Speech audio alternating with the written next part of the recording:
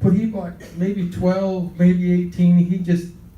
He spent money and he bought my little kids, who were babies, television sets. They didn't need televisions, but he was a sweetheart. He was a good guy, and very funny about that. But they went to Las Vegas because they started working. If you start looking at the calendar, Elvis started working when the Beatles broke up. All of a sudden, it was Aloha from Hawaii.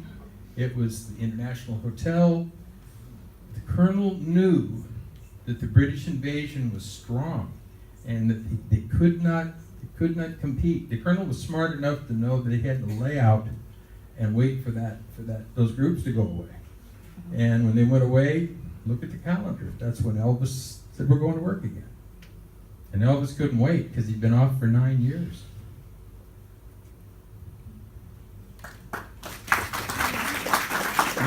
Anybody else? Oh, one in the front. Oh, you got one as well, Paul? Oh, come back to you in just 1 second. Could you tell us the true story behind The Star is Born, why Elvis didn't get the part with Barbra Streisand? Well, he really turned the part down, and he really turned it down after having a real fuss with the Colonel, and he did.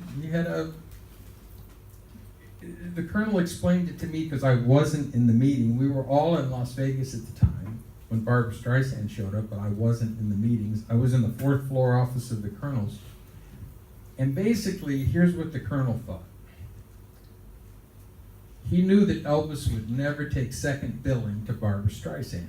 He'd made 32 or 3 movies at that time and was always the star. And Elvis was sensitive about that, and so was the Colonel. And Chris Christopherson, playing the struggling, addicted fellow that was trying to struggle up, this made no sense for Elvis. If you go back and think about Elvis at that point, was the best he ever looked. He was hot as a pistol. For him to show up and be in the bedraggled star that she's going to help made no sense. If Elvis came on the screen, you wouldn't see him as the Chris Christopherson part. Hey, Elvis just walked off. And when the Colonel said that to him, everything changed. And he says, you're going to be working for her boyfriend as the director. You would have. And he says, they're the boss. They're the boss. And Elvis thought about it and then got back to the Colonel, because they'd had a real fight over it, and said, no, I don't want to do it. But of course, the Colonel's taking the heat for that. But it's kind of a silly movie. Elvis had never even really co-starred in a movie, sort of, but not really.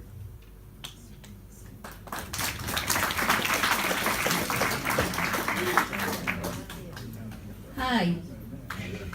Hi. Hello, I'm over here. Oh. Hi. I'm going to ask you something because a few fans speak to me about this, and I don't know if it's true or not true.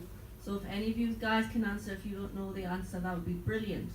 Is it true that one time before Elvis was going to go on stage, he'd been so out of it on whatever medication that people had to put his head in buckets of ice water to wake him up, and that the Colonel come all the way over, rushing across to him, and went in and demanded that he went on stage, that they woke him up properly and got him on stage? Or is it just all a pile of bull? There's a lot of stories like that, but I think Dick would certainly, or Charles would know, they were backstage. It's hard to believe that the Colonel would never talk disrespectfully to Elvis. Never happened with me around. No, it never happened with the guys, and people invent stories, and the Colonel just wouldn't do that. There's a lot of stories like him hollering at Elvis. Believe me, that didn't happen. Nobody hollered at Elvis. Yeah, he might have had to put his face in a bucket of water, but probably Dick would know. Dick probably did it. What happens in Vegas stays Stays in Vegas.